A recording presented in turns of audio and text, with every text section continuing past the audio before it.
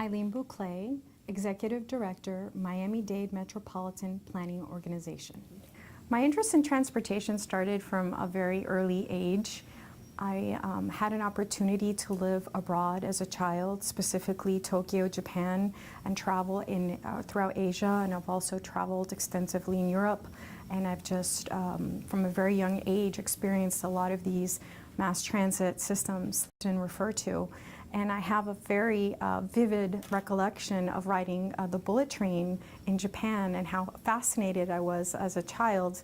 And I was always very focused on transportation and how different people were moving around. And so I developed a passion for transportation from a very young age. The MPO was actually created by Congress, and it's federally mandated in areas that exceed certain population levels. And the main purpose of the MPO board is to ensure a locally driven process to identify and prioritize transportation projects.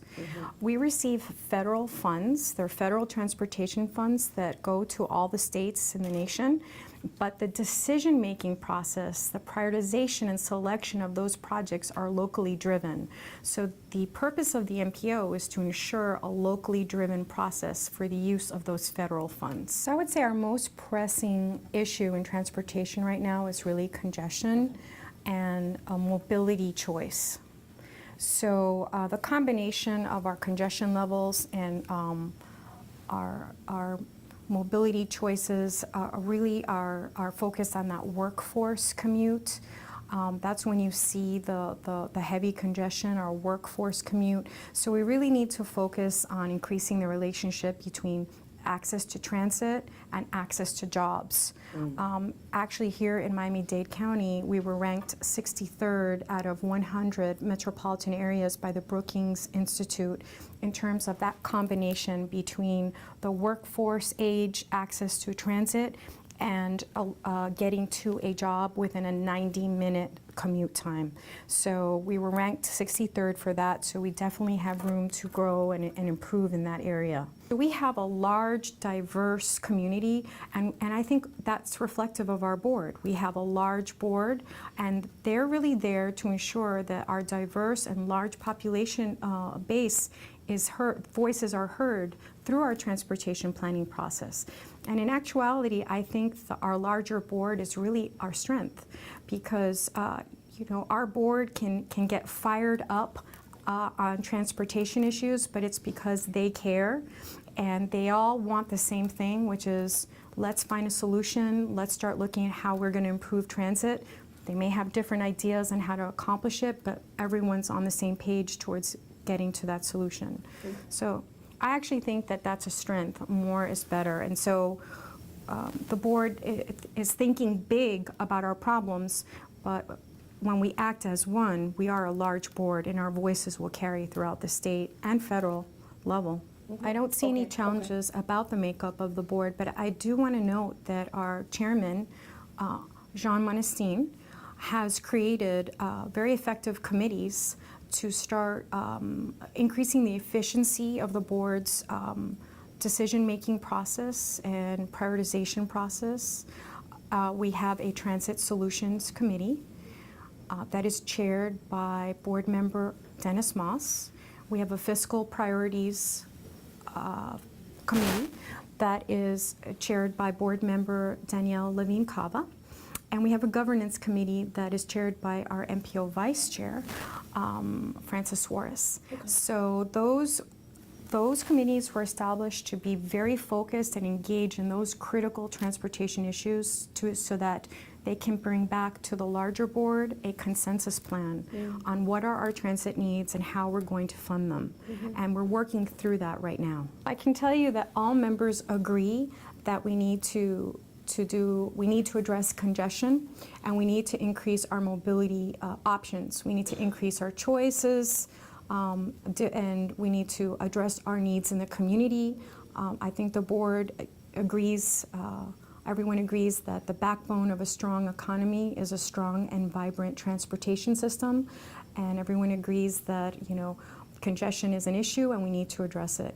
And we do have recent, very recent examples of consensus from the board, and we have examples right now in the community that show prior consensus that, so we do have a history here of very successful large-scale projects that came out of this board as priorities. Our Port of Miami Tunnel. We have major infrastructure projects that are underway right now on and in previous years, such as the 95 Express and other interchange of 836 and Palmetto, Section 5, other projects that have advanced to address our transportation needs.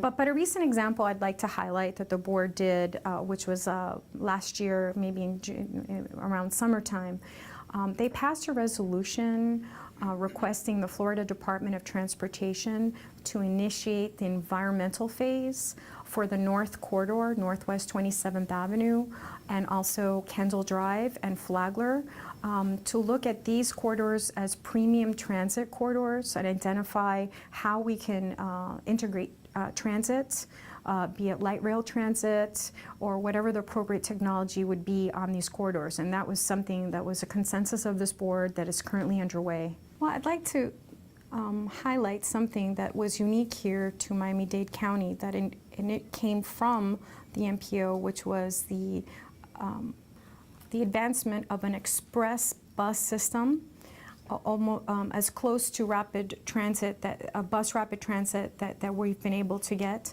that is being utilized on the express network system that started here in Miami-Dade County.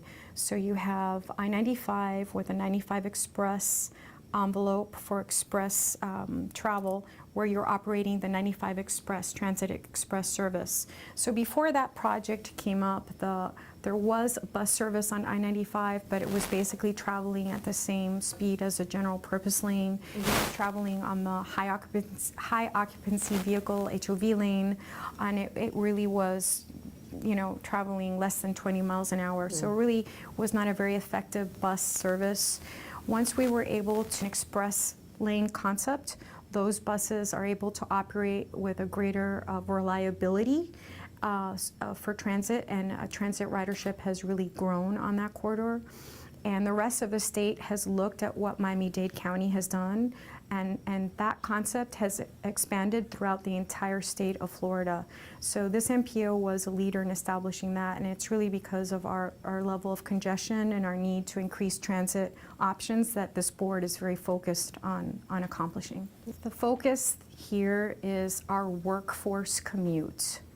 We need to find a way to increase transit options for our workforce commute, so that they have a choice, so that it doesn't always have to be by a single occupant vehicle or a car on the road. They can take transit. And I think that that is what the MPO is looking at very closely right now. So that would be my first focus.